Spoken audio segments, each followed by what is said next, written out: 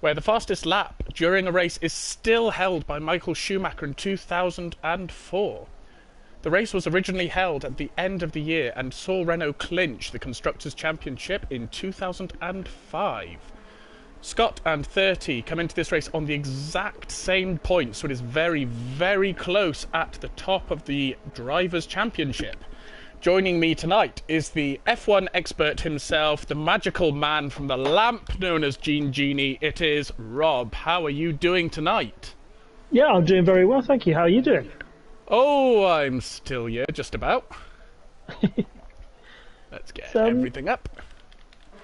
So how did you find China on Monday? Oh, well, I did the typical Christmas thing, and I don't know if anybody else has experienced this, but you take a little season break, don't you? And you just take time away from the game. I was playing Assetto Corsa Competizione, I was getting in with God and War.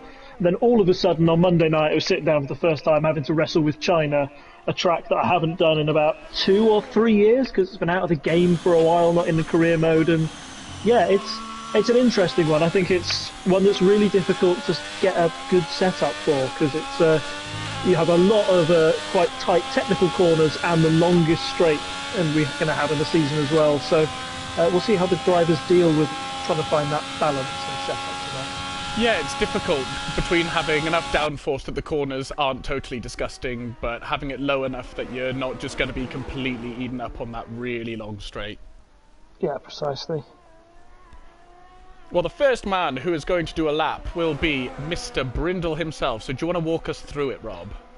Let's go for it. Let me find it. Right, so, yeah, off you go into this sweeping right-hand corner. You're looking about the 50 brake marker mark, and then you're just really trying to keep it in. You're trying to feather that throttle. They'll have racing line on that. McLaren just gets out of the way in time. There we go. And then you're into a left, and then you're trying to get on the power as quickly as possible. Just very well there, taking a perfect line.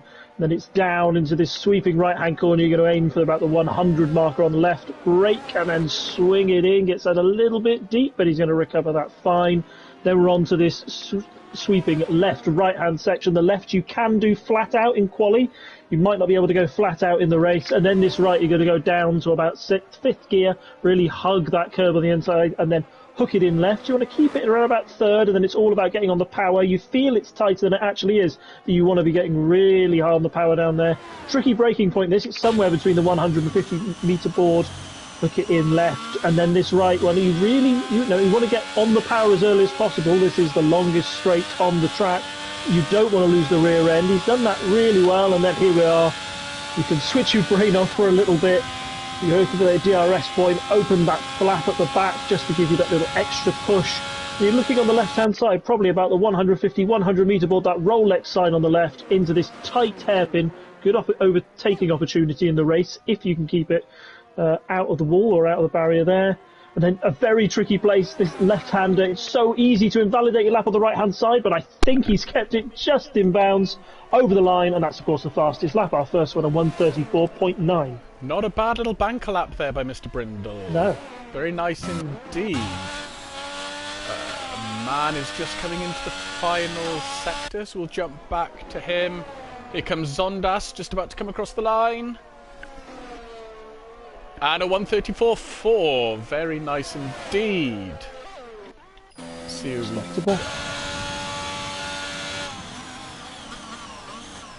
jump back with Man, who's just coming through the hairpin and did that very nicely. Ooh, ran a little bit wide, but managed not to invalidate. And a 34.7. Very nice. See if we've got someone towards the end of a lap here. No, Donny's invalidated. 30's just starting a lap. Chelsea's early on. Nick Max is invalidated. Let's go with Danny, who's just coming down the very, very long back straight. Into that hairpin there. Very tricky hairpin, I'd say. Actually, you spent so much time with your brain switched off that you almost forget to brake, and you want to brake be the last of the late breakers. And this last corner here, it's so tricky. It just, you want to go through it as fast as possible, but we've seen a lot of cars run wide and flirt with invalidating the lap. See, Danny does a nice banker there, 1:35. Yeah, very nice. He was very competitive in practice the other day, so I've got my eyes on this man.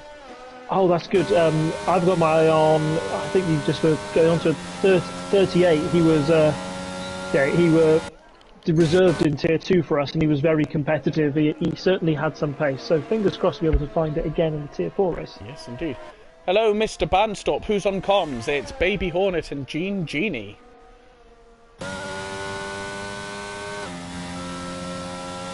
Yes. Yes. So we'll just follow 38 through to the end of his lap here, see if he can put in a good time. A little bit really wide. nice. Yeah, a little bit wide, but you can use all the curbs there if you want. And oh, yeah, that's an interesting line through the last corner there. I think he's decided he's had enough of that. Not going to be good enough. Into the pits he goes. George Russell Sighter lap there. We'll try and wipe that off for you. Is Andy Yemens on a fast lap? He's 7/10ths down, so I'm thinking probably not. Winky's invalidated. I think we haven't got anyone on a fast lap at the moment. They're all sitting in the pits. I think you asked me about how I found China earlier on, and that it was a track I hadn't practiced at all. And I think just the trick at a place like this is the more practice you get, the more you're going to get out of it, because there's a lot of very tricky corners. That first one in particular, that sweeping right-hander, you can lose half a second through there if you're not brave enough. If you don't want to keep it, if you're worried about when you're going to take your foot off the throttle.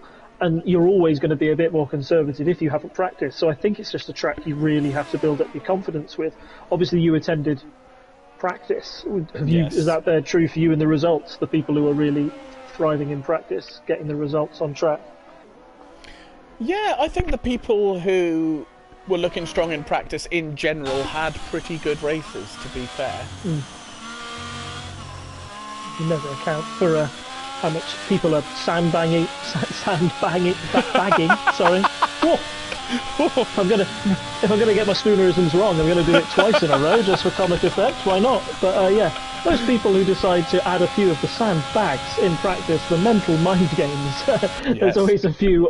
Put in a quick quali lap at the end, and then and they actually get to qualify. They're about a second quicker, but. If somebody's fast around here, you can tell if they've got that car particularly glued to the track. It looks like it's on rails. Yeah, absolutely. I hated qualifying around this track. Yeah. Ooh, Johnny Smooth is out. Not quite sure what happened there. He just seems to get the entrance wrong into the...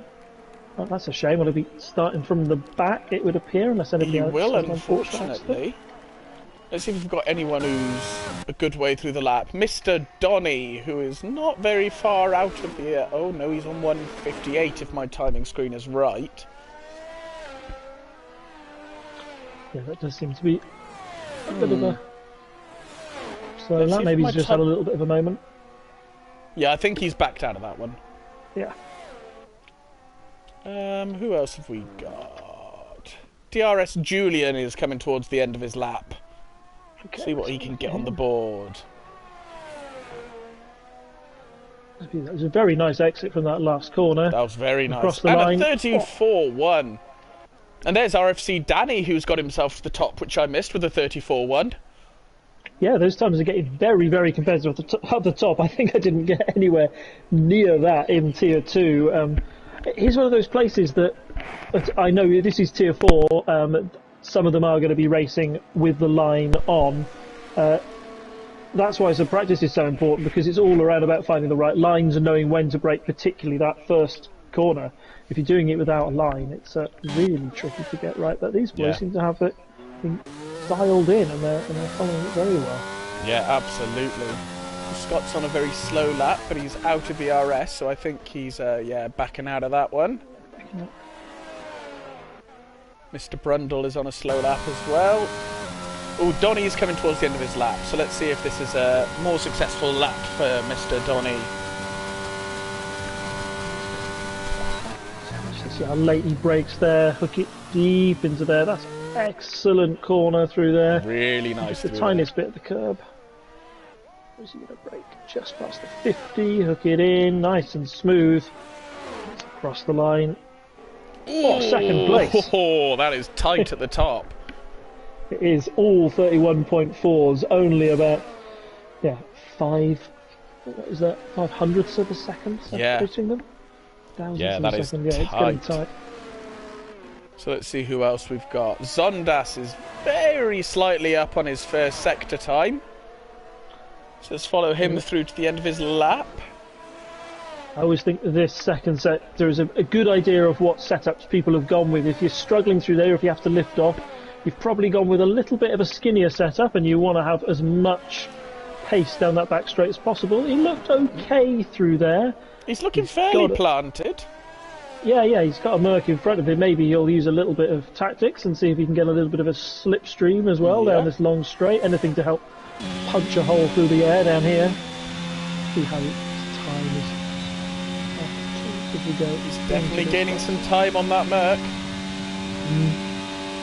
Very careful at his braking point. They don't want to tangle up together. He's left enough space. That's nice and clean through there. Oh, just a little bit wide on the exit. Let's see if that's compromising. Will cost him a couple of attempts at least. Yeah, he's backed out. That's unfortunate. 30's down on his time, unfortunately, through the first sector. Chelsea's out on a set of mediums, interestingly enough.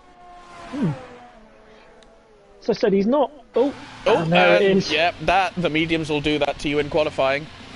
Yeah, and it is that sector there. I was saying earlier on. That's the one where you can go probably at full throttle when you're on softs in qualifying, when they're at their peak during the race. That's where I don't know if I'm just a coward, but just lifting slightly just helped me to get a little bit of stability through there. Oh, I was sixth gear around there in the race. I had zero confidence. Yeah, and this track as well. It's a bit of a monster on the tyres, isn't it? I had my tyre pressures set all the way down as low as I could go, just to make sure I could do the one stop. And even then, they were screaming towards the end. So anybody who's gone for a slightly racier setup might be really struggling on those tyres come the end of the race. Yeah, I had one click on the rears, but my fronts were as low as they could possibly go, and yeah, like you say, they were just absolutely screaming at the end of the race, those hard tyres. Yeah, you get some good mixture of strategy here. Usually it's the medium hard or hard medium, just the one stop, but there was quite a few who started off on the hard, and the medium really comes into its own at the end of the race. That's where all the fastest laps were coming from, certainly. I kind of took the approach of I found the mediums to be a much better race tyre, so I wanted to have a good start, but getting damage on lap one doesn't really help with having a racy start. Yes, no, I can see that might put a slight spanner in the works. Yes. Oh, here comes Winky through to the end of his lap. 137.8, improved by a second, but not enough to go very far up the leaderboard, unfortunately. That was me on Monday night. That was me saying first lap as a sighter. Yeah, that's fine. Oh gosh, the other McLaren at the top there. Yeah. Focusing on was that. Might have missed that. He's gone slightly quicker. He's very quick through that sector. Said he was almost a second up, so it's worth sticking with him. Oh my gosh, yes. Yeah. Oh, it says 2/10 here. Oh, he's being held up by his teammate. Yeah, got out of the way, but maybe a little too late there. Very politely spun out of the way. Let's see how much has compromised him through the second sector. Yeah.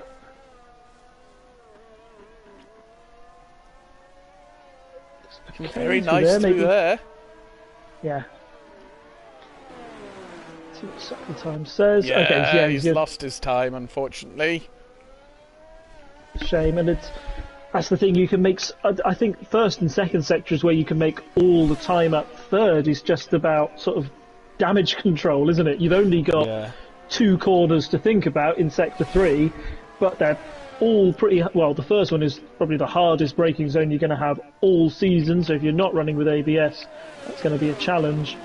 And then, like I keep saying, the last corner is just, it gets into your head. You want to brake as late as possible, but you know there's that risk that if you run wide, that's this lap and the next lap done for. And yeah, maybe it just got into Danny's head a little bit there. Crossed the line, no improvement there, unfortunately. Unfortunately. Yeah, you talk about the last sector. Actually, the most important part of the last sector for me is getting the exit onto the very long straight. Yes. If you can get that banked corner right and get an amazing exit, then you can save yourself 2/10 just there. Yes.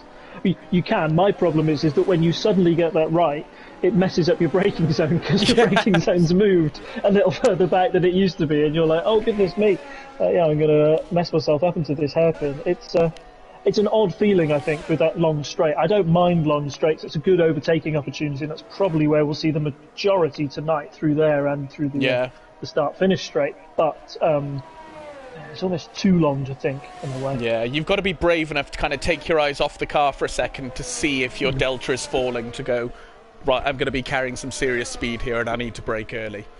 Yeah. Let's see how Mr. Donny's doing coming to the end of the second sector. Oh, he's very, very minorly up. It might just be enough to nick first place if he can have a good final sector. That would put him in first, wouldn't it? There's only minus 0.048, but it's enough. It's cool. Got the rear wing up nicely.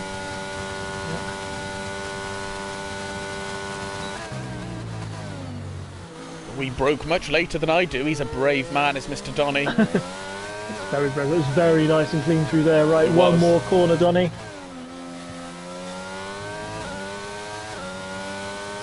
Open, and that is... Oh, yes. 33.9! Very nice lap from Donny there.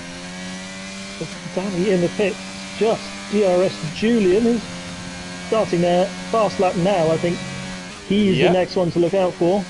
So we'll ride on board with him for his whole lap. Very nice through there. A little bit wide into turn 2. Yeah, it's so tough to nail the apex through there. A little big kick there as well. Yeah. Good that he kept it under control. Only just down. Much, yeah, evens through there. But the track is going to rubber in. You can allow yourself one mistake, but the rest of this lap has got to be flawless if he wants to try and take that top spot. Yeah, absolutely. Looking very planted through the second sector, to be fair. Keeping it in fifth. Yeah. This is always the corner I struggle with, because you think it's tighter than it is, but you've got to be really brave on the accelerator. I think that was excellent through there. Let's see if he's up or down. Oh, he's found 2/10. This could be enough if he can keep it together. Yeah, I think it should be if he can just, do what you did last time. It's easy to say, harder to execute. He's desperately trying to find the slipstream of that car just in front of him. Yeah, they're giving him a lot of room. I think that's very generous. That is, I think that's Donny, who was current pole position sitter.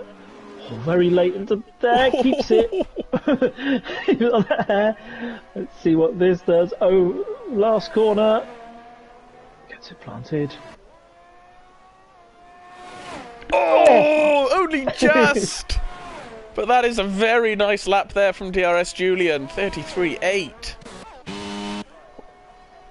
It's an excellent and lap. 30 didn't improve. No. Oh, but Axel jumps all the way up to P4. Oh, wow. Excellent lap from Axel. Where did that come from? Really good. And Brindle up to P5. Chelsea's not on a lap, or if he is, then my timing screen is lying to me. I think...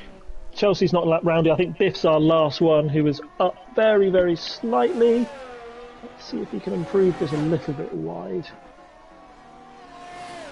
Up into 12th place. Yeah. And I think, the surprise there for me is Scott down in P11. Yeah, he's usually got the pace, but as I said, it's China's it's a Marmite track, isn't it? You either love it or you hate it. So I think we're going to see a little bit of a mixed up grid today. Some people you expect to be fast, not doing quite so well, and indeed. Time. But Scott's going to have a very good race, because he's level on points with Mr. 30, who's all the way up in 7th at the moment. So he's going to want to try and limit his damage somewhat, I think. Yeah. There's an awful lot of opportunities around here. You do have to be patient, but the other big thing to consider is to make sure he can keep up with that DRS train, which we'll see if he can execute in the race. Yes, so here is your starting grid for the race. You've got Julian in first, followed by Donny, RFC Danny, Axel, Brindle, Zondas, 38, Chelsea, Roundy, and Man rounds out in P10. Scott in P11, followed by Biff, Gibban, Smith, Necromancer, Winky in P16, and Yemens in 17th, and then 18th and 19th are our two non-qualifiers on a quali ban, and Mr. Johnny Smooth, who unfortunately crashed out on his first lap. So, who is your money on for this race so far? Well, we've had a little look. I think that RFC Danny looked incredibly strong. That lap from DRS Julian as well was really on a knife edge, and he just managed to get that across. Those would be my two picks for the race. Absolutely. Could you try and re-invite Scott to the session? He says he's been disconnected, unfortunately. Yes, I can do that, no problem. Thank you very much. I Hello, can't invite Miss... players. Oops. Oh, see if I can quickly do an inviting jobby. It's not even letting me access the start menu at the moment, so that's fun. I will see if I can do it once we actually start the formation lap.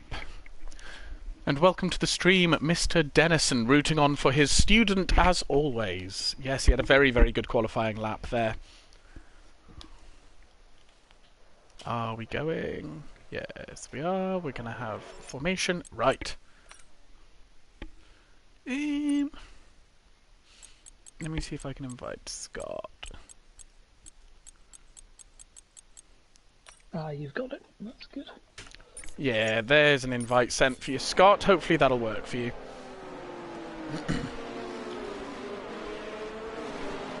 Right, so back to the race. Let's get my important bits up while we're just driving around. Let's have a look at the tyres, actually, before we start.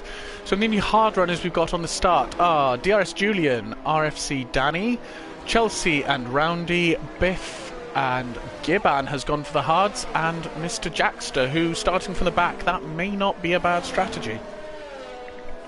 Yeah, I quite like you said, the medium is a better race tyre around here. The hards can feel, a little bit slippery. But as always, if you're a hard runner and you're able to keep up with the medium runners in that first stint, I think you're setting yourself really well and setting yourself for a good race, as long as there's no sort of safety car that comes in late and scappers it and sort of bunches all the pack up together. So, yeah, I'll be interested to see how Danny goes, if Chelsea can hold on to the back to like the 30s. And with this straight here, it's really important that you stay within your DRS. So when those gaps start to form, that's where you'll be. That's where you think you might lose lots of time. If you don't stay in the second and you get caught up behind somebody slower, that sector 2 in particular, you can suddenly find the cars that you were chasing, you thought were just in contact there, 1.5 seconds up the road, and you're suddenly in bad shape. Yeah, exactly. Right, here we are getting ready. Oh, we've got a McLaren at the bank. I think Winky might have had a little moment, bless him. Yeah, just that's one way to warm the tyres, isn't it? I've done it a couple of times this season. I mean, it'll definitely get you into the hundreds, so that's good. Exactly, yeah. It's a bold strategy. Let's see if it pays off.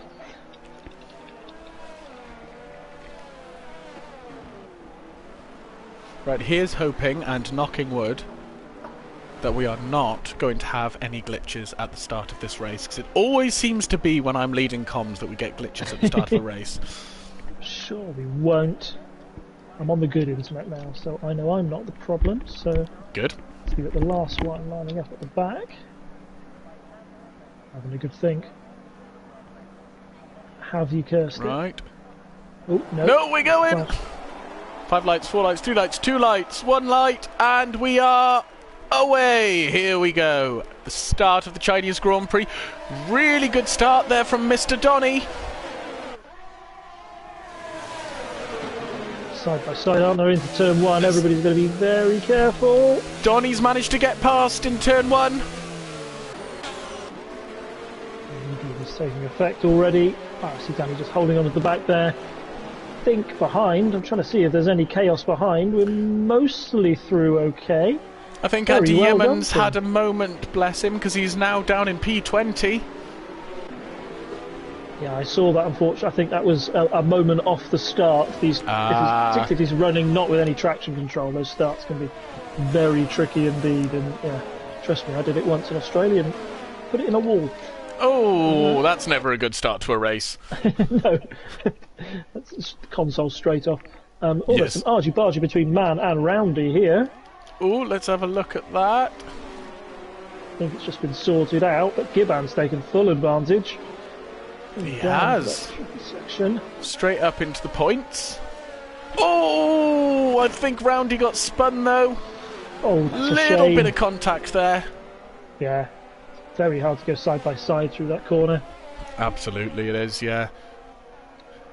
But overall, I think a fairly clean first lap from the Tier 4 boys. It's all been very... Yeah, I think it's all been very sensible so far, hasn't it? Mostly. Yeah, not been too bad, to be fair.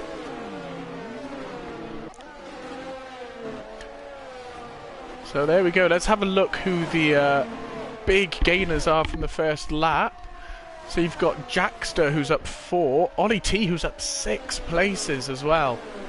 Are the really big gainers, along with Biff up in P8 now. And the biggest losers, unfortunately, are Chelsea down 8. Scott is down 6 in P17. That's not the start he'll have wanted. And Roundy down 11.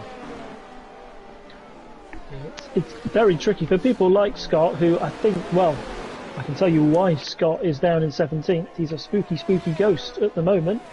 Oh, he hasn't got back in. Back into the session, unfortunately. Oh, that's a huge shame for Scott. Not where he'll have wanted at all. Well, we've got a bit of side-by-side with Brindle in 30, but Brindle just managed to hold him off for the moment. All over the back of him, but I think we haven't actually got any DRS yet, have we? That will be unlocked next lap. So, Yep. Oh, a big kick from Brindle there. yeah, very good job to still keep all 4 wheels pointing in the right direction. Yeah. And 30 just backed off a little bit, which I think was probably the smart thing to do. Yep. What are the other close battles? We've got Zondas catching up to Axel here. Oh, is he going to make it down in time for the hairpin? He's pulling out. No, he's backing off and keeping it clean. Very nice driving there.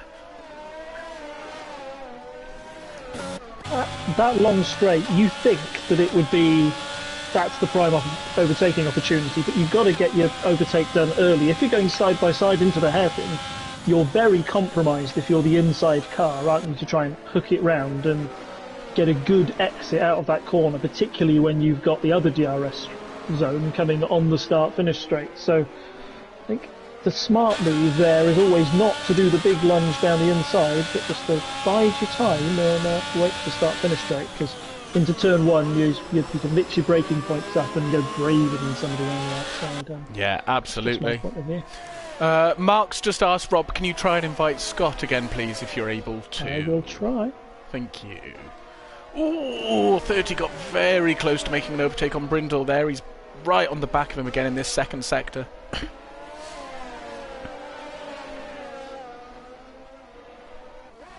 Let's just see, we've got DRS is now available. Will Brindle... It is. Brindle's within a second of the car ahead, though, isn't it? So that's where you get these little trains forming. 30 will hope that Brindle just falls away a little bit. Yeah, from DRS Julian right down to 30 is just one long DRS train at the moment. Tell you what, Donny's managed to pull out a sizable lead in these first 3 laps, 2.3 seconds. Yeah, I was very impressed with how he was going. It's typical. I pick the drivers that qualified first and third as my big tips, and the one in second goes up the road by 2 seconds. So yeah, he's proven us all wrong, but no, he's doing incredibly well. He's on the mediums though, isn't he? Whereas Julian and Danny are the ones that plumped for the hards. We'll see if that strategy for sort of switches up on the end of the race. And, yeah, exactly. other two on set. We've got a yellow flag. I think that might be Mr. Necromancer. Yeah, he got caught out by that banked corner again. Yeah. Catches the best of us out. And just to say, Brindle He was being hunted by 30. He's made the move on Danny through that turn. Oh, he has. Oh, and there goes Excellent. 30. Oh, But Danny's fighting back. Are they going to go too wide through this? No, 30 just keeps it ahead. Very nice move there from 30. sensible of Danny to back out of that one as well. It's tricky, particularly through this sector too. If you get caught behind somebody, or if you're just fighting all the way, if you suddenly find you go in 2 by 2 through these corners, you lose so much time compared to the people up top. You just don't want to be battling around here. You want the quiet race. You really, really do. Ooh, Ollie T's made a move on Gibbon to get himself up to P11 by the looks of it. Oh, and there's the first penalty, Mr. Axel, unfortunately. Ooh, Danny's taken him back. Around the banked corner as well. They both got DRS, haven't they? That was quite clever. 30 does the move down the inside. He does. Oh, I think there was a little bit of a love tap there from Danny, but they keep it going. Yeah, I think Danny was trying the switcheroo. Now you can get somebody back on this. 30 will be out of DRS. Danny won't be. Let's see if that gap closes up at all. It's closing, but I don't think it's going to be enough, is it? No, he backs out of that. Brakes quite early. Oh no! Oh no, he's round!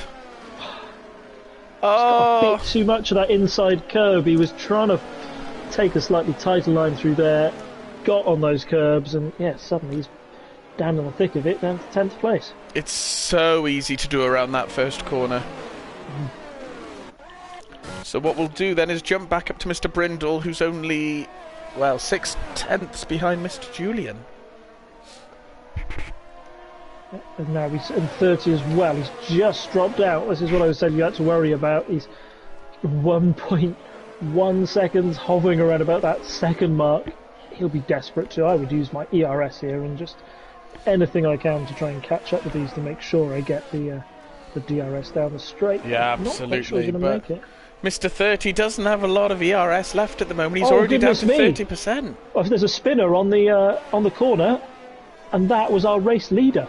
Oh no, Mr. Donny's down. Yeah. And he's fallen right back to RFC Danny as well. Yeah, so those two suddenly meeting up again, but battling not quite where they'd expect to be. Yeah, indeed. Mind you, Mr. Danny's made some places up very quickly there. Already up to P7. Yeah, not hanging around, just taking Smith in front of us there.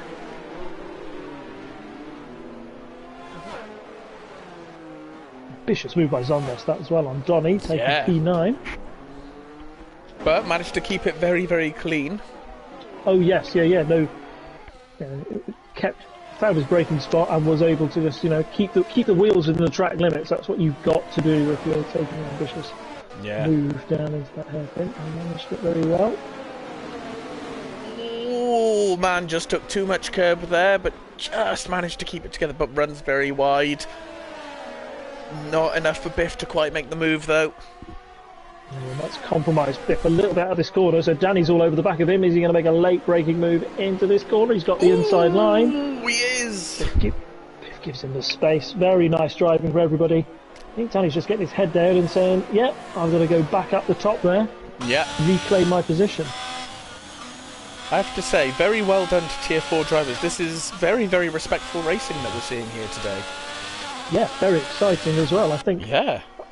I can't remember what the order was up the top, but it looks like they had some moving and shaking it there. Brindle taking the lead after Donny spun, and 30 not quite being able to get in there. DRS Julian, oh my goodness me, I've mentioned him.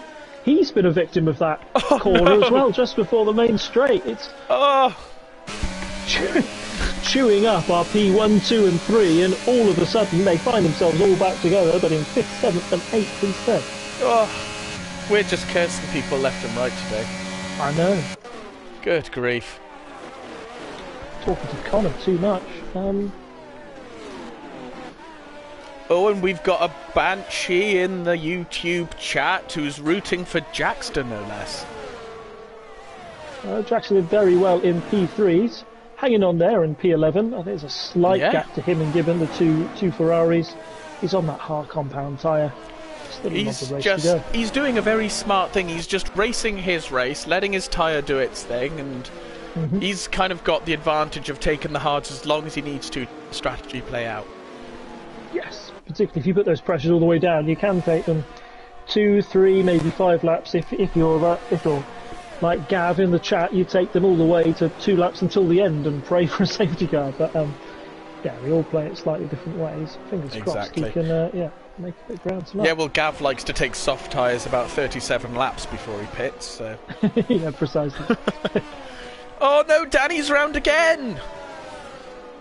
There's that. Oh, it's just, I didn't see what happened there. Shame. He's not having the best race so far, bless him. No, it's one of those frustrating nights where you know you've got the pace, but you just can't quite get the consistency, and they're the worst. I think if you're slow, and you know you're slow, and you have a spin in you at the back and finish P20, you shrug your shoulders and you go, oh well, I was never going to get, the wind was never on. But yeah, these ones are where you need to show some mental fortitude, get your head down, you know you've got the pace, get those places back, you can do it. Exactly, and one spin you can kind of recover from, but when you get to 2 and maybe 3, then you start to just really sort of lose that mental strength of, you get to that, I can't fight back from this, I really can't be bothered. You can't, but then that's when the safety car happens, that's shakes up the race again, that's when the rain starts falling sometimes. Yes. And Donny makes a move past Mr. Biff down into turn 1. Yep, those two, DRS and Donny's making a good recovery here, aren't they, staying in 5th and 6th. And Donny's holding on to the back of Julian very nicely so far. Mm-hmm. Just going to jump back up to Mr. 38, who is very, very slowly reeling that gap into Brindle. Yeah, I thought Brindle was going to go up the road at one stage. It was about 1.5 seconds ahead, taking that down by about a second now. See, both of them managing their errs quite well as well. That's another thing you've got to consider around China. It's so easy to want to spend all your errs down that main straight and then, oh no, whoops, I'm doomed for the rest of the race and can't use any more. So just pick your moment and know when to use it and you might be fine. Yeah, exactly. Let's see if DRS is going to do him much good here. It really isn't a massively powerful DRS straight, that one. No, or it's just the fact that Brindle's doing a very skinny setup. But that's where all your aero counts. Other battle is where somebody might be on. We've got Man and Axel behind. They're the other ones to look out. Man is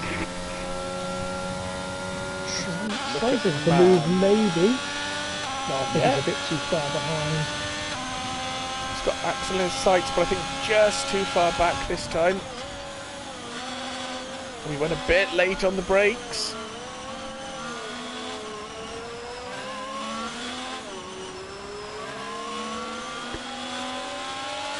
I have seen it done. We've seen, you sort of think in your head, all the overtaking moves are going to happen down after that long straight into the hairpin. We've actually seen most of our best moves into turn 1, haven't we, through that long sweeping right-hander, where they tend to go side by side, and the optimum line through there is to go round the outside because you're going to have the inside going into turn 2 and it turns from a right-hander into a left.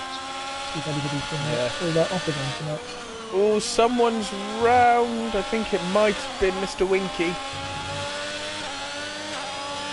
Oh, a bit of a tough time there at the back, but he's recovered nicely. Oh, there was a bit of contact there between Man and Axel.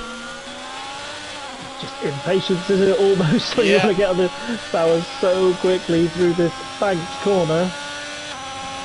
You do get very impatient around this track where it's kind of similar to Monaco in a way, that there's just so few places to actually get a decent move done around here.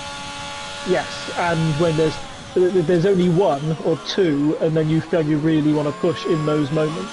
Yeah. Maybe you push just a little too hard. Just slightly. Other battle that's worth watching is the one that's happening behind the 3rd and 4th. Oh, and what's happened with Brindle and 30, sorry. Oh, yes. Right at the front. Going into turn 1. Oh, that's so close to contact. Given the space, though. Given all the space. Brindle just holds it. Can he make the move? No, he's going to back out of that one very sensibly. God, that was some really close racing there. Yeah, it was excellent. I think 30 had the title. Like, Brindle's gone very far on the left there at the top, lost a little bit of room. I'd like to stick to this one. I think Brindle is feeling the pressure a bit from 38, who is having a very solid race behind him. Let's see how they do through this bank turn. Just a little bit. He's looking a little bit, just a little bit dicey. But 30 doesn't quite, he loses the traction and through that bank corner. All of a sudden, yeah, not for that anymore. No, indeed not. Let's jump back to Man, see if he can make any good progress down this straight. Again, either Axel and Brindle are running seriously low wings, or this DRS straight is just not as powerful as you would think. It's not, doesn't seem to be doing much for the cars behind, does it? No. That's why you get this track so fascinating. Those with a little bit more wing can make up all the time in Sector 2, and then lose it all again in Sector 3, and that's what the news done. I mean, I remember from Tier 2, both of the DRS straights feeling incredibly powerful, and I was driving along and there were suddenly these Tier 2 drivers who were gaining on me at about 0.1 of a second every 10 metres. Yeah, it's crazy. When it works, it's very good. I'd like to see what happens if Man gets ahead of Axel, and if Axel can use the DRS to greater effect, if he is, as we suspect, running slightly skimming setup. And what this battle with Axel and Man is doing is it just means that DRS Julian and Donny are falling into that same train, and where I think Donny was just maybe a smidge smarter than DRS, than DRS. DRS now has the DRS in an attempt for me to say DRS in a sentence the most amount of times ever. And it's really played into his favour. It has. Now, DRS Julian is so hungry to get past Man before the DRS straight, but he can't quite get it done. Right. See how they do through this bank corner. I think that's where Man lost a little bit of time last lap. Anybody can get the better exit, it's easy to play for. Julian went for the short shifting option through there. He's got a bit of a run on Man. He is making up the ground, but I don't think it's going to be enough for a lunge. He's going to try it, thinks about it, backs out. For half a second he considered it. Yeah. You've got to have a look. Oh, we've got a safety car! Safety car, who's that? What's happened there? Anybody out? I can't see anybody. Oh, we've got Andy in the wall. Oh, Andy's in the wall.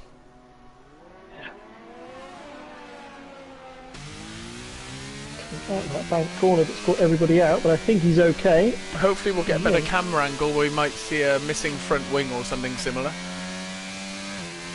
Well, that's interesting. 30's in the pits and he's taken a new front wing, so clearly had a little bit of damage somewhere. So if he's that quick with a damaged front wing, let's see how quick he can go.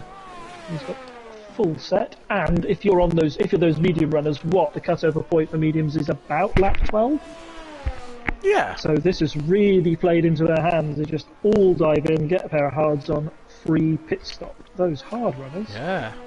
I don't know if you can take the mediums to the end. 17 laps around here seems like a bit of a tall ask. Let's have a look. Jackster has gone into the pits and slapped on a set of mediums. Yeah. Just obviously decided he had to take the chance. I think actually all of our hard runners have pitted at some point or other. Interesting. Let's switch to a...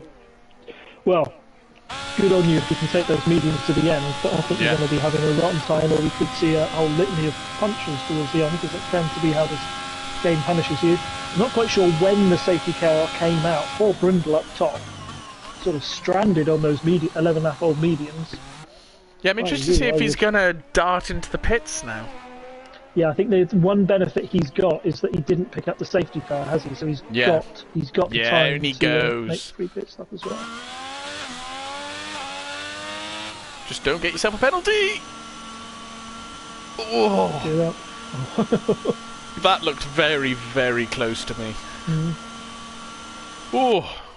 Let's see what Axel's... I don't think Axel can catch up, unfortunately. But that has Axel's... played beautifully into Axel's hands, up into P2 all of a sudden.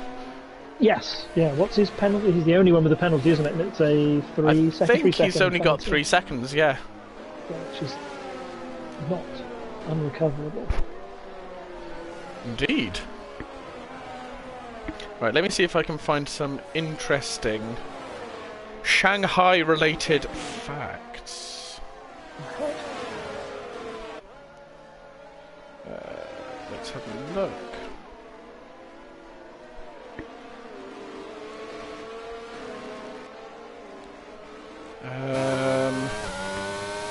Trying to find that going through the YouTube chat while you look that up. I hear a baby and Martin Brundle tonight. Which way do you think? Which way round do you think that is? Well, I mean, I'm assuming I'm the baby. Well, maybe, or maybe I've just got a very whiny voice. I don't know. Yeah, I think. Leave that one up for interpretation. Yeah, indeed. Gavin supporting Jackster and HS fan saying hi guys. Yeah, no DNFs here as well. Yeah, no DNFs, even though we've got a safety car. It's nice to see that Andy is still in the race, and I think, I can't remember if he's on the same lap as everybody else. I think he is. So that's good that everybody gets another chance. Yes. Apparently, the track is laid out to represent a Chinese symbol. Oh, which Chinese symbol? Shang. That would make sense, wouldn't it? Yeah. As in Shanghai. That's very cleverly done. And it's another Tilkedrome, isn't it? This one. I think it's a Herman Tilke special. Yep.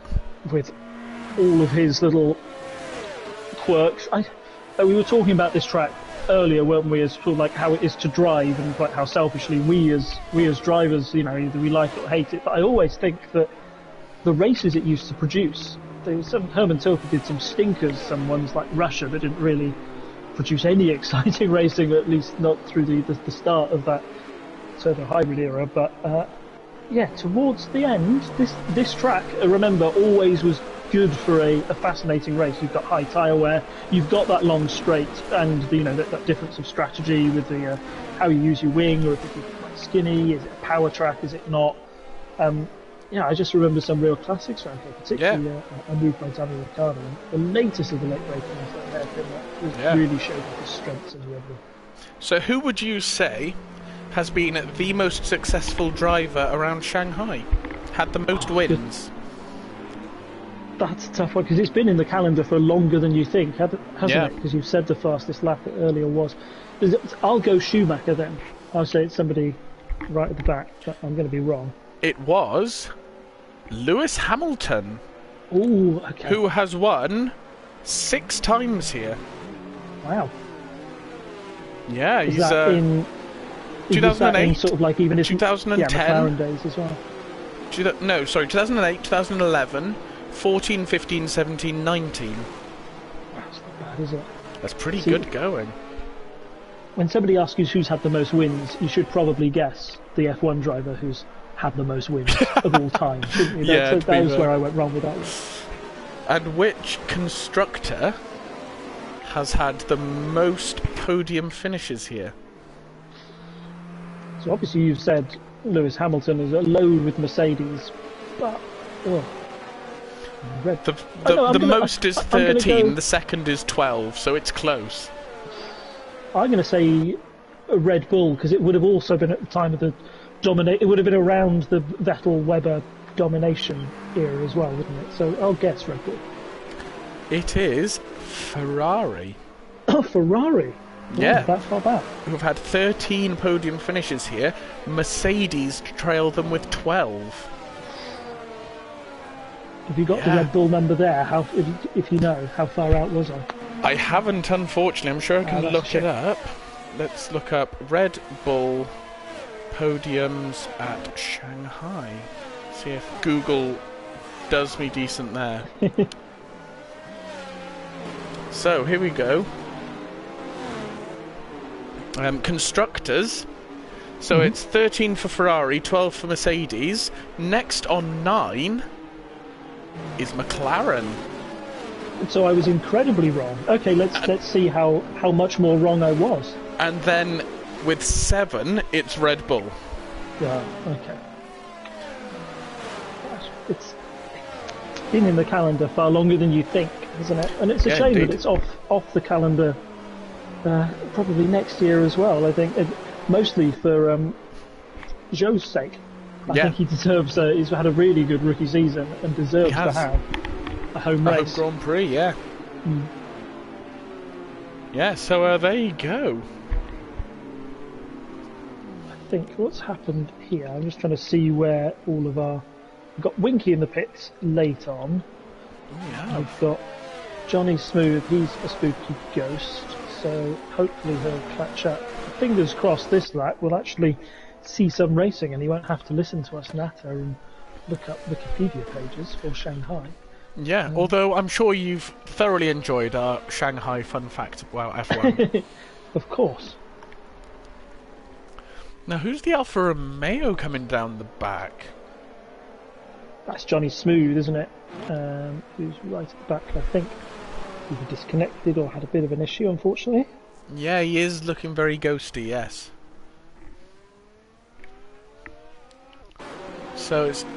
Hopefully, if Winky can catch up, then we'll hopefully have a safety car. I mean, this is playing quite nicely into those hard runners who have switched onto the medium tyres. Yes, Really? Oh, and there we go. We've got the signal. There we go. Safety car will be in this lap. As Winky joins the back just this moment. So let's go back up to Mr. Brundle at the start. I will officially always refer to him as MRC's Brundle. It's easier, isn't it? Yeah, I think maybe that's who Gav was referring to earlier. Maybe. Let's see what he does. Is Brindle going to have a Gav-esque, very slow start? I would warn him off it, given that this is the longest straight on the calendar, and I would like to go to bed at some point this evening. Oh, we've got someone in the YouTube chat. I'm sorry, I'm not going to try and say your name because I couldn't even try, but he joined the league yesterday and he's already loving it. Welcome to the league. Lovely to have you. Yeah. Welcome. It was nice to see your driver profile as well up there. Information, but yes, we've got Brindle. That's a good start from Brindle. That's a really good start from Brindle. There.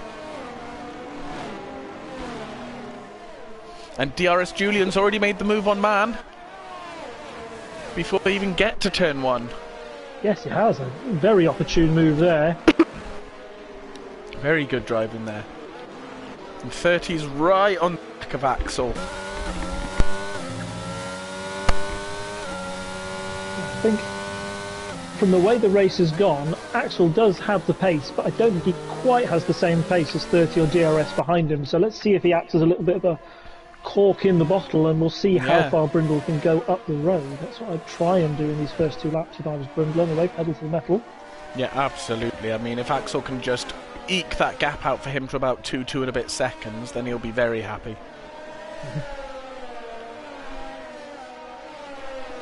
So gosh, 30's all over the back of Axel. Is he going to want to do it into this bank corner section? Of course, no DRS, so he doesn't really have to wait.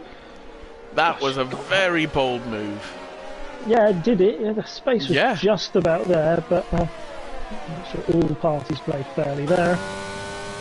Yeah, there was some very respectful defending from Axel as well. Gosh, look at DRS Julian on Axel there as well. I think he's using all his DRS. Oh, yeah, I think he might be. Get it slowed down in time. All the anchors out there. Yes, gets it done cleanly.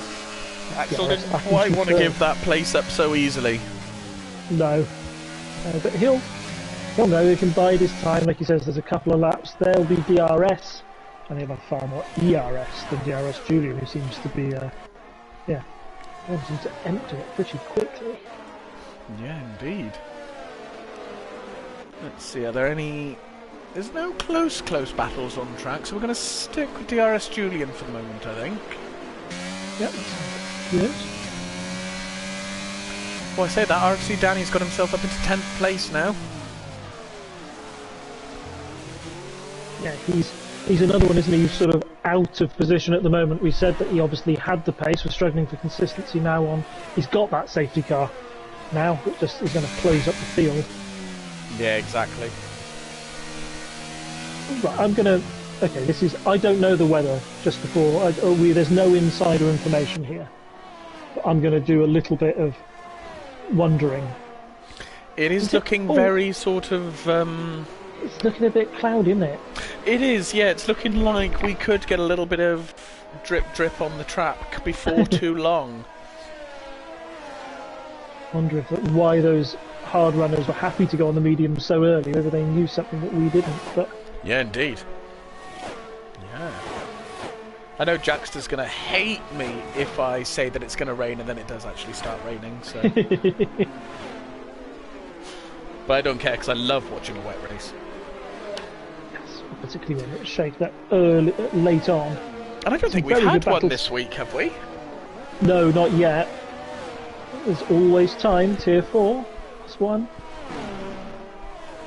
DRS Julian is waking up into P2. Yeah, he's making those medium tyres count at the moment, isn't he? He's going to feel a little bit better than those hard runners. Right now, how's he going to feel in 5 laps' time? That's my big question mark over those mediums. RFC Danny up to P6 all of a sudden. Yes, I was looking back through that. He's had a bit of good fortune. There are a couple of cars that just sort of spun away in front of him, and he's been able to cut his way through the pack, as well as some good moves from him. So it hasn't all been just good fortune. He is a man on a mission. And then Jackster up to P8 as well. Yeah, just a very good move on Zondas there, and he'll be doing his cheerleaders proud in the YouTube chat tonight. Absolutely, he has got a couple of them.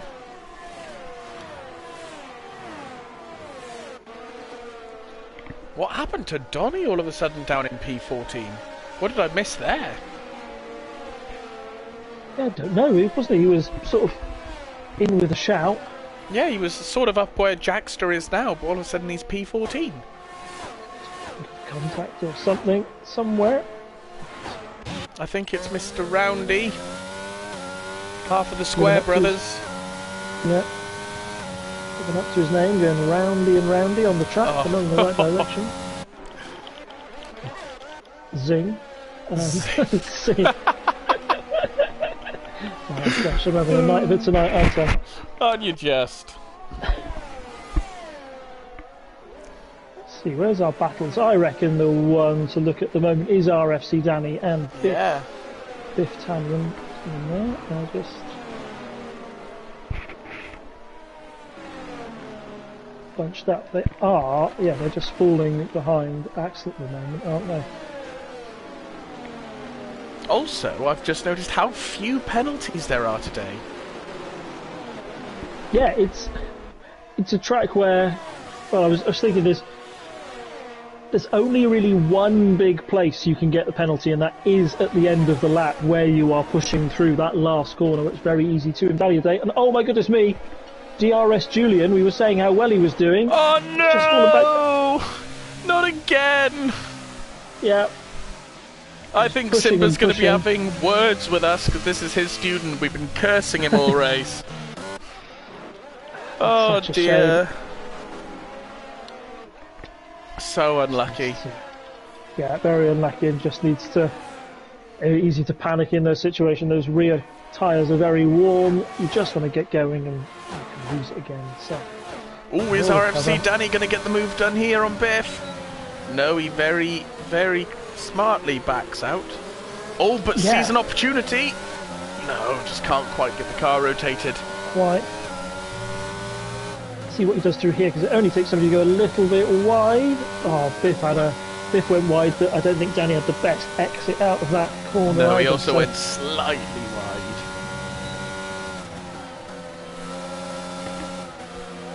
Gosh, let's look at Biff and Axel. Biff taking the... Oh!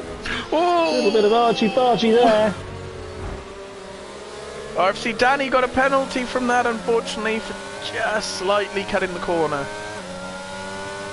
Yeah, it's... I don't know who's on board with Biff. I don't know where the space was around that corner. You had 3 into 2. It never really goes, does it? But I'm just glad to see that all 3 cars are facing the right direction after that one. Yeah, exactly. Now RFC MRC has the run on Axel, doesn't he? He does. Oh, and we've Oh, got... that's Brindle! That's Brindle! Our race leader! Oh no! He's gone! Shades of, was it Monaco, 95, 96, that race where nobody seemed to want to win it. There's a new race leader every lap I look for somebody else making a slight mistake. And it's just fallen into the lap of 30 now. You just keep it on the track. 9 more laps. Here goes Danny up into P2. He's done exactly what I think you should do there. He's got that done nice and early, so he's got the right line into the hairpin. Yeah. And now it's going to be Biff and Axel again, I think. Yeah. I don't think Axel got the greatest. I think he went a little bit deep into that hairpin there, and both of them going wide. Are we going to see a repeat of last lap where we saw them side by side into turn 1? I think Axel braked slightly earlier and Biff took the inside line. Is he going to brave it again? No. I think he's got a little bit more sensible this time. Oh no. Is he going to... Oh, I thought he was going to look at the inside for a second there, but no, keeps it nice and tidy. Tell you the man who's doing a happy dance in his chair right now is Mr. Jackster. I was just about to say, where's he come from? Everybody else, like you said earlier, didn't you, that he just had to get his head down, do his own race. And boy, this is one that's, just no mistakes so far, keeping it nice and clean, and he's on the back of this battle, finds himself in 5th, only takes one little hit or one little incident up ahead and you find yourself in a podium position, so yeah, keep it going. So. Yeah, and he's, with the penalties that are currently there as well, if he can keep himself penalty-free, he's de facto P3. And he's getting the move done on Biff! He's about to do, Biff into that corner. Oh, nearly. Let's follow Jax to see if he can get the exit. Oh no, Jackster! Oh, I'm so sorry, Jackster. That was all me. Oh, I broke Jackster. I'm going to be in so much trouble because he games with me all the time. That was... It's the difference, isn't it? We're saying about keeping it quiet and getting your head down, and you can get into a nice rhythm and you know exactly the limits of the car. All of a sudden you find yourself side by side in the battle and you just put your foot down that little bit more. And that's you just think, I can get this done. This is my moment, and you just lose it. And the car just gives up, and doesn't it? It just falls away. Yeah, exactly. Oh, I'm so gutted for Jackster because he was having such a good race as well. Yeah, he was. Still in the points though, still all to play for. Absolutely. Oh, Biff's going for a move. Oh, a little bit of contact there. Very late move there from Biff. And now Man's on the outside of him. He backs out very sensibly around that part of the track. All going on up top, isn't it, at the moment? Yeah, it is. Mr. Gibban is now taking up the position that Jackster's just lost. Yeah, we lost one Ferrari and we're gaining another. I know, and I've always got very kind words to say about Gibban. He's an excellent racer, very devoted to the cause, and I always like it when he finds himself in these sort of positions. He's in with a chance. He is. He's a very hard worker when it comes to this game. You can see his improvement week on week. Yeah. It's always fascinating to see. Is anybody going to make a move into this? Man is trying! Man is trying! Can't quite hold it though.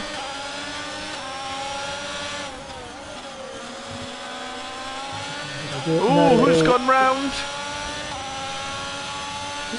I see a blue car.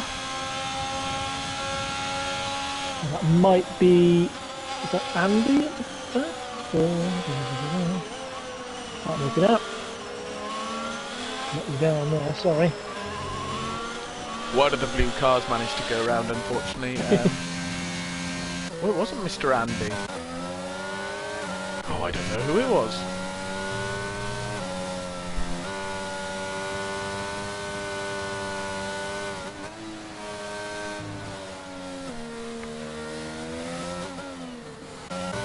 Get back on board. DRS Julian's out! that going to bring out our old friend? Yes, it is. That is a safety car. Oh, that 23, right. I would get on a set of softs, I think. I mean, yes. It's cool. Okay, hear me out here with my wacky strategy calls. If you're on the mediums, I reckon there's no way those go to the end. You want to be driving on a pair of softs. Simple decision. If you're on a pair of hards, it's not that easy to overtake around here. We've seen it, right? We've seen only really into turn 1, a couple at the hairpin. That's where the overtaking zones are done. I reckon you could hang on.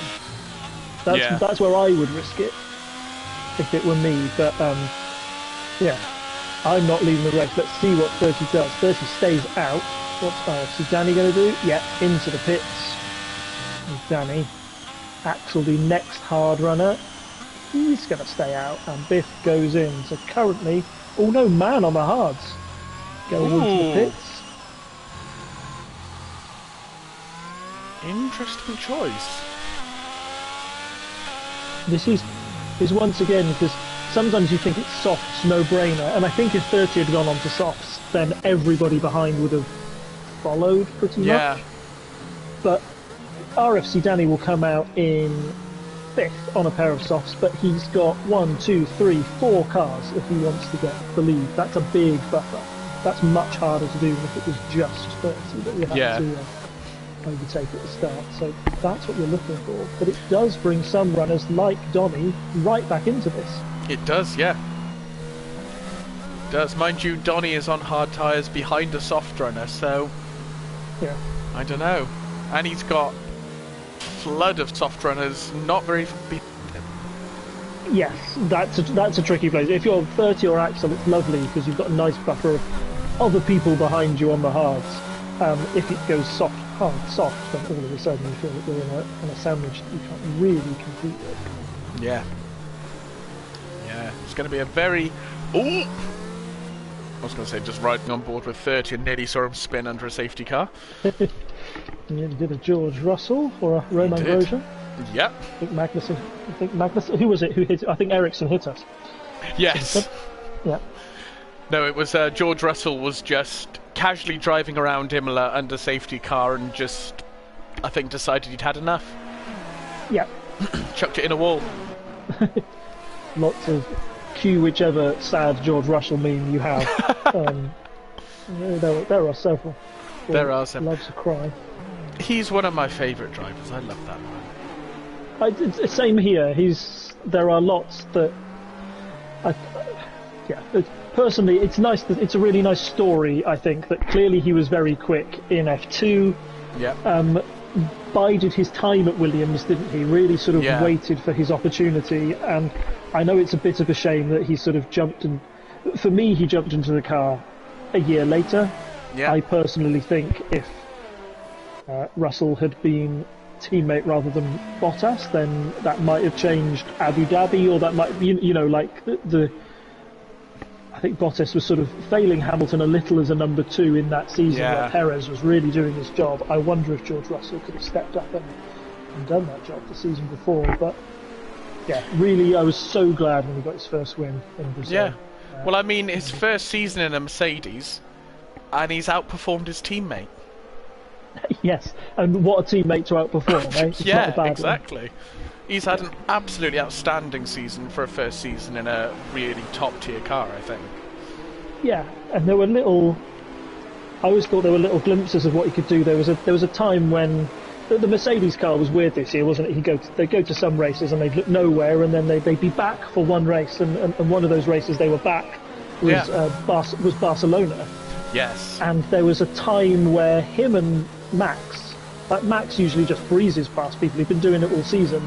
Yeah. When he met George, there was a bit of back and forth, and you thought, just in my mind, I thought, we've done Max and Lewis, I'm over it. Let's see Max and George go against each other. That's the one for the future.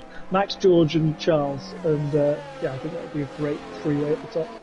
I'd love to see Charles get his first World Championship. That is my bucket list thing to see in F1. Just any Ferrari back where they were. give me Ferrari versus Williams, please. Yes, please. I'd love that. Back to the 90s. Where are we then with this? Is it Johnny Smith? Okay, Johnny Smith's a ghost at the back, so we might get another lap under safety car. We're going to have a 3-lap, oh sorry, we're going to have a 2-lap showdown at the end. I think because Johnny Smooth is well, I mean, it's a bit late for a safety car call at this point, I think. No, I don't think it can come in this lap now. No. So with that in mind, so they're going to have 2 laps of racing at the end, so no DRS available. No DRS. Right? Got to make your moves fair and square. Not that I'm thinking, not that I'm saying that what Danny did was wrong at all. I think if you're on those mediums, you had to go in. But yeah, it has really played into those people who were on the hards at the right time. Yeah. Yeah, absolutely. And Zondas has come back through very nicely, suddenly sitting in a podium position. Yeah, what are the position changes? Are we able to get that up just to see what the I'm sure we can somewhere. Let me find it. Position change. So, Smith F122 up 10 places. So that's a really, really great performance from him. 30 up 6. Jackster's gone up 8. Unfortunately sitting just outside the points now, but that could change. Biggest losers are Roundy and Scott, who are both down 6, but I'm not sure that Scott ever reconnected, unfortunately, so... No, I don't. Good, unfortunately. Is he still looking ghostly and pale? He is looking ghostly. He's in second place as well. I hope, fingers crossed, that won't cause an issue on the restart. At least he's ghosting, so he'll be able to get out of the way very well. Exactly. Yeah, it's been a very solid race. I've been very impressed with 30, as you say, going at all those spots. Smith seems to have come out of nowhere. I'm not quite sure what his race has been like, but to suddenly be finding himself in 4th. It sounds really mean, but I've not really noticed him very much this race, and now he's just sitting very comfortably in 4th position. There we go, there's the news we all wanted to see. Yes. Safety car in this lap. 2-lap shootout. This is what we love here in MRC, a nice quick shootout.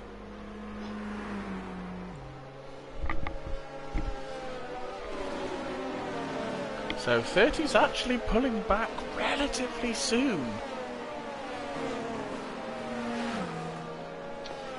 Really backing the rest of the pack up, isn't he? Yeah, this is a very... It's not a complete Gav-esque safety car, but it's sort of approaching that way. No, yeah, and he does have to... He's got to be careful. He's just, remember that it's go once and go hard. So that's where you have to go. It'll be, the nerves will be jangling now. It's never always, for me, a late safety car is always. I think he's going really early. And He went not been very early. He has, hasn't he? But maybe got a very good exit out of that last corner where Axel wasn't expecting and it. And Zondas times his move perfectly. Oh no, I think he just mistimed it, possibly. No, he's still going. P2 for Zondas. Let's go down to Danny, who will want to get some moves done fairly quickly. Yeah, he'll be on the softs. Yeah, he's already made...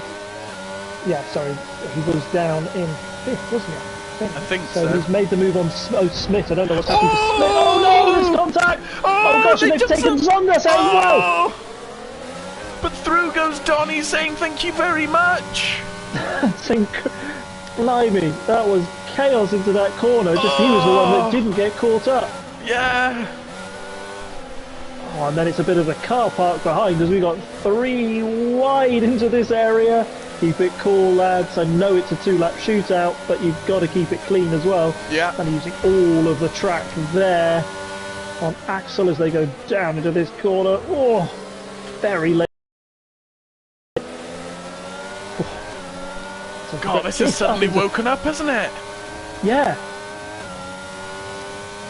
5th suddenly up into 3rd out of nowhere. Yeah. Rindle in 7th. I know he said he had a bit of a spin at the top and first. I think redemption is on the cards, particularly looking at those that have got penalties in front of him. He could stay there and finish 3rd if he wanted to. Axel didn't quite brake hard enough, but managed to keep it together just about. Yep, and just let's see. I'm gonna keep my eyes on Danny to see what moves he makes. He's the one on the soft tyre. Yeah. He's the one who's going to have the tyre advantage over everyone in front of him. It's just about knowing that you're so much quicker, but also keeping it clean. Oh, that was close. Yeah. He is so hungry to get that final podium position. He is. And what I've just realised, this Biff ahead of him, he's not on the hards. He was one of the other ones that came in on the softs. So that's the other problem Danny's got, is that he's not against somebody on very, very old hards.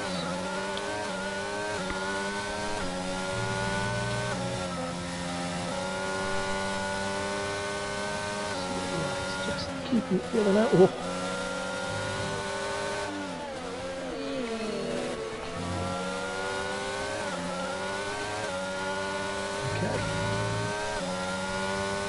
Got one chance of just having a look at all these cars in front. 30's got so much ERS, he could spend all of it if he wants.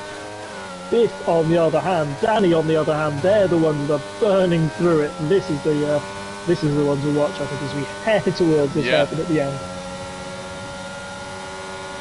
It's closing. Where's the space? He's going to make one move. He's going round the outside, and he's the better line through this hairpin.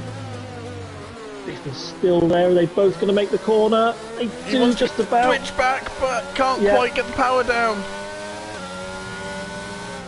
What we're going to do, across the line goes 30, takes the race win. 2nd for now. Brindle up into P3. Oh, that's what happens when you don't get a penalty. Jackster up to P6. Excellent race. Let's just see how it filters out as those penalties are applied, because we're very tightly bunched together.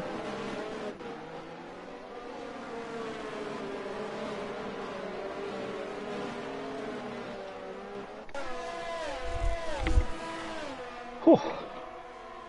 Well. Wow. That was a very exciting finish to the race. Yeah, all a bit chaotic. I think that's probably another. I'll get a couple of rums on the go. That'd be a long night in the steward's room, I think, for some of that, or at least we want to see what happened. But yeah, what a thrilling race, and yeah, hats off to 30, who most importantly wasn't involved in any of that chaos, was he? He just took the lead, went up the road, and yeah, very safe start. So yeah, he had a very, very tidy race, to be fair. Yeah, very good. And driver of the day for Jackster from the game. Who would you say is your driver of the day? That's a tough one. I mean, I'm trying to think of a driver who didn't make a mistake, really. Yeah. That's the one. Maybe we saw, do I want to give it to Jackster? He had a little bit of a moment. 30 had a moment. I might give it to Brindle, actually. I know he's finished P3. I think he managed it quite well. He had that spin. Most crucially, I know the safety car played out for him, but he went off those mediums and on to another set of mediums, and that set him up perfectly for the end of the race. Yeah. No penalties, showing how important it is to keep it clean. So yeah, Brindle will be my I think I'd agree with you. Definite driver of the day for Brindle there. So, your provisional finishing grid is first place for 30, Donny fighting back to second nicely, Brindle in P3, followed by Biff, RFC Danny, Jackster, Chelsea, Roundy, Sondas, and Ollie T rounding out the points in P10. Then we've got Man, Smith F122, Axel, Gibban, Johnny Smooth, Necromancer, Scott, Winky, Andy, and DRS Julian. So yes, that was a very, very exciting end to the Tier 4 race. Thank you for joining me, Rob. It has been a pleasure as always. That's right, no problem. Thanks for having me. And we will see you again on Friday at 7:30 PM, where MRCX will be taking on this track. They will be doing reverse grid, so those who are lower in the standings will be starting higher up on the grid tomorrow. Should be a very exciting race. Thank you for joining us, and we will hopefully see you then. Goodbye, everyone. Goodbye. Take care.